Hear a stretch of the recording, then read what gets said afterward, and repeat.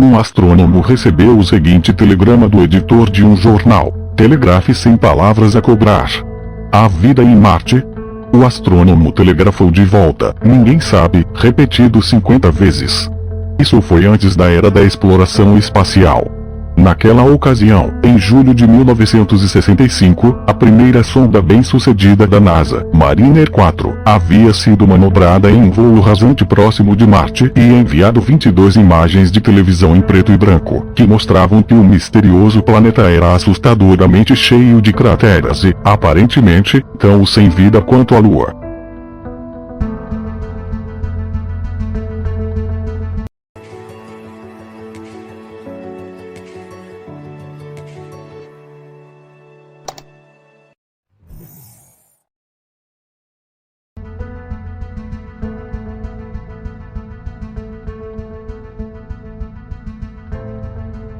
Em anos posteriores, as Mariner 6 e 7 também voaram sobre Marte, e a Mariner 9 orbitou em torno do planeta, mandando de volta as T-1329 imagens, 1971 e 1972.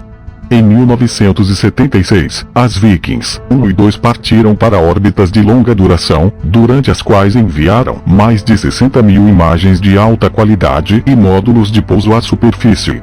3 sondas soviéticas também investigaram Marte, das quais 2 atingiram a superfície.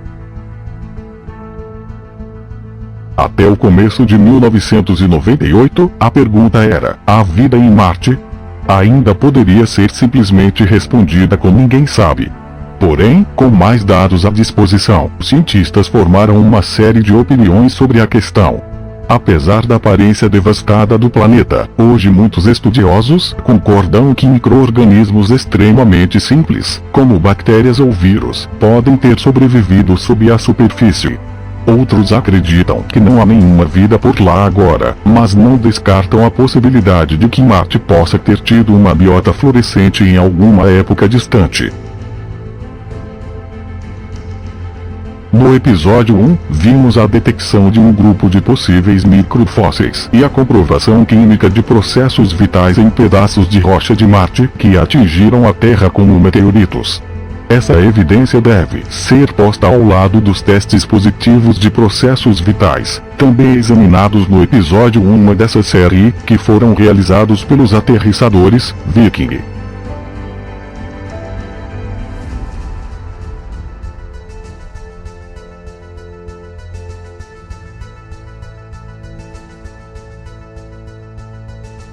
O experimento de emissão marcada, dissertado no primeiro episódio, o qual, inequivocamente, produzirá uma leitura positiva das amostras.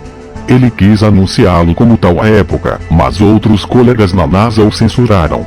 Diversas explicações foram propostas para justificar os resultados de meus experimentos, comentou o Dr. Levin em 1996. Nenhuma delas é convincente. Eu acredito que Marte tenha vida hoje.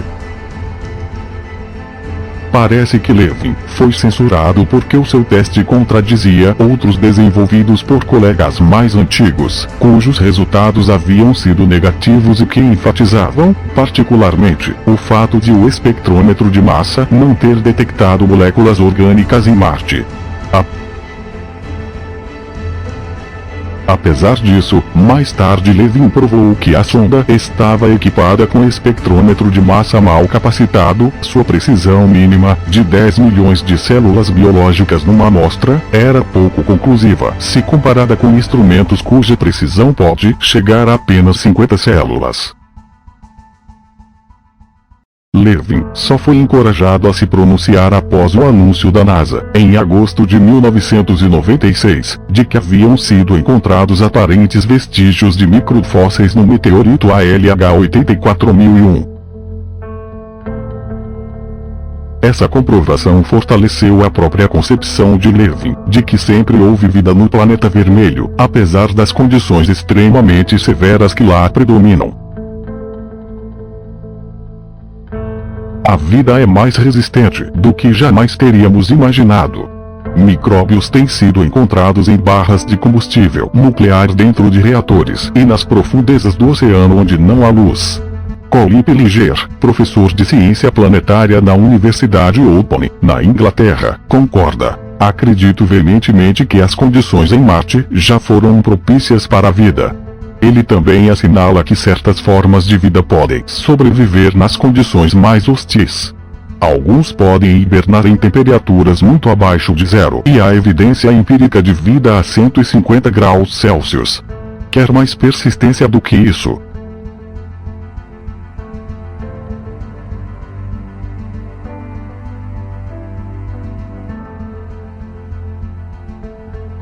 Marte é um planeta implacavelmente frio. Apresenta uma temperatura média de 23 graus negativos, chegando a 137 graus Celsius negativos em alguns locais. Os gases da vida, como o nitrogênio e o oxigênio, são extremamente escassos e a pressão atmosférica é baixa. Uma pessoa em pé no ponto referencial de Marte, uma altitude consensualmente estipulada por cientistas para servir como equivalente ao nível do mar na Terra, sofreria efeitos similares aos da pressão atmosférica exercida na Terra a 30 mil metros acima do nível do mar. Sob estas condições de pressão e de temperaturas baixas, não há e não pode haver água em estado líquido em Marte.